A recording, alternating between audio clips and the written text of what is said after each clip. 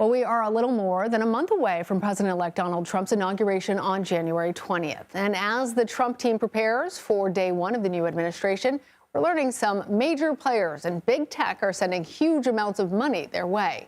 Amazon, led by Jeff Bezos, is donating $1 million to Trump's inauguration fund. Meta, led by Mark Zuckerberg, is also giving $1 million to the fund. And OpenAI CEO Sam Altman is also making a personal donation of $1 million. CBS News congressional correspondent Nikole Killion joins us now from West Palm Beach, Florida. So, Nikole, in the past, Trump was very critical of Meta and several of these companies. He's attacked Jeff Bezos over the coverage of him in the Washington Post, which is owned by Bezos. Given all that history, is it surprising that we're seeing all these tech CEOs now making these $1 million donations?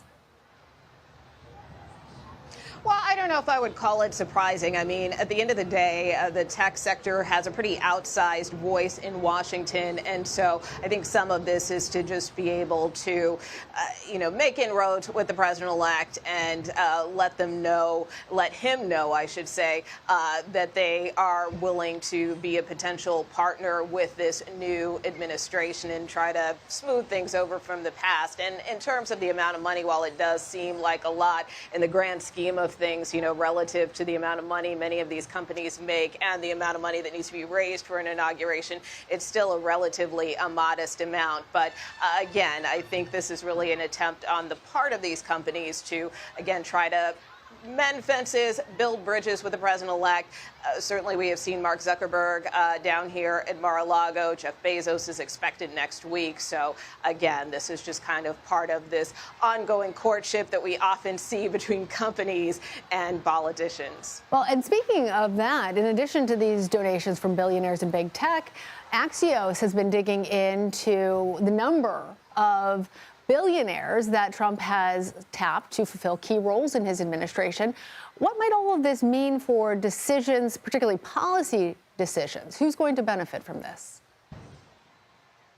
Well, I think it's too early to read into that, but certainly it is a situation where we know the president-elect has a very strong business background. I mean, that's kind of his claim to fame and how he came to prominence in terms of being a real estate developer and mogul and really transcending that into politics. And certainly there is a wing of the party that believes you should run the country like a company, that the president is more or less the CEO of the country, if you will. So from that standpoint, I think that's why you see the president-elect really, again, trying to build relationships with some of these business leaders. We obviously saw him on Wall Street Thursday, where he was met with rousing applause. And as you know, the economy is really one of the key prongs of was one of the key prongs of his campaign and continues to be a main prong and thrust of his agenda going forward. So,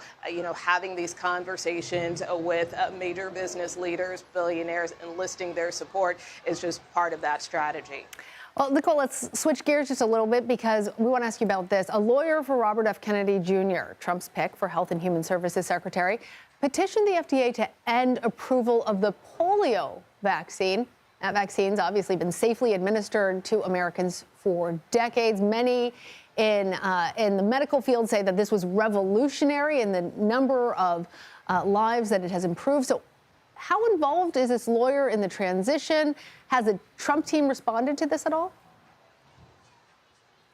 Well, we know that the president-elect in his most recent interview with Time magazine said that he intends to have a big conversation with RFK Jr., who he has tapped to lead the Department of Health and Human Services. At the same time, we know that there has been this petition that was filed with the FDA to try to revoke the polio vaccine. Now, whether or not that is something RFK Jr. moves forward with or the president-elect tries to move forward with once he assumes office, I think remains to be seen, because for the most part, that petition has remained dormant. And furthermore, the president-elect said in an interview earlier this week that he is a supporter of the polio vaccine, or he thinks that it has done great things. So while he understands RFK Jr.'s views about his skepticism about vaccines, at the same time, he's been clear that he wants to see the numbers. He wants to see proof before he just goes and tries to revoke every vaccine that's out there. All right, Nikole Killion, thank you.